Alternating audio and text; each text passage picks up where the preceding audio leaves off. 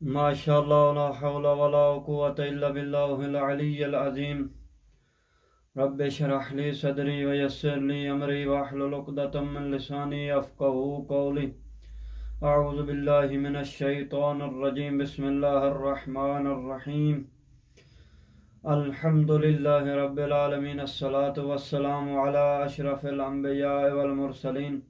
أما بعد فقد قال أمير المؤمنين عليه السلام: من جرى في عنان عمله أثر بأجله.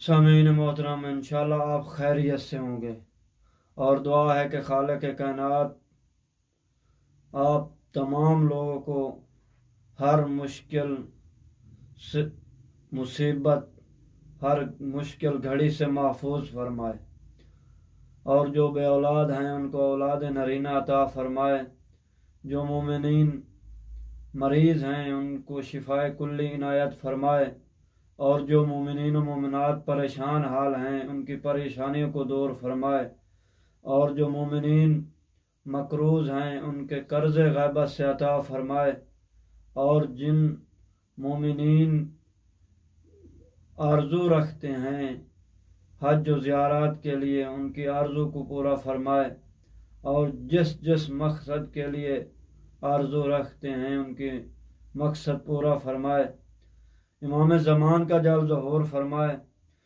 تو آئیں میرے محترم سامعین، امام علی علیہ السلام کے ناج البلاغہ کو پڑھیں،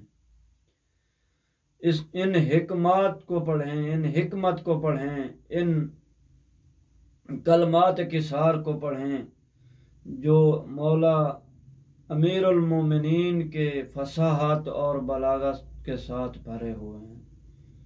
آئیں کیسے امام نے کہا ہے: من جرا فی عنان عمل، جو شخص امید کی راہ میں باغ ٹڈ دوڑتا ہے، یعنی مگن رہتا ہے، وہ موت سے اثرا بعجلہ، وہ موت سے ٹھوکر کھاتا ہے، یعنی وہ اپنے آپ کو خود موت کی طرف دھکیلتا ہے، خود اپنے آپ کو موت کی طرف لے جاتا ہے۔ جو اپنی امیدوں کو میں مگن رہتا ہے، اپنی امیدوں کو بلند رکھتا ہے،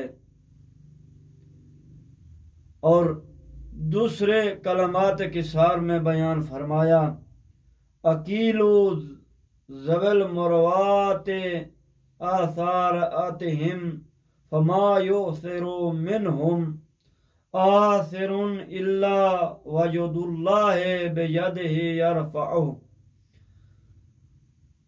بامروت لوگوں کی لغزشوں سے درگزر کرو، یعنی جو بڑے لوگ ہوتے ہیں ان کی خطاؤں سے درگزر کرو، کیونکہ ان میں سے جو بھی لغزش کھا کر گرتا ہے تو اللہ اس کے ہاتھ دے کر اسے اوپر اٹھا لیتا ہے۔ کیسی حکمت بھرے امام کے جملے ہیں فصاحت اور بلاغت میں۔ والسلام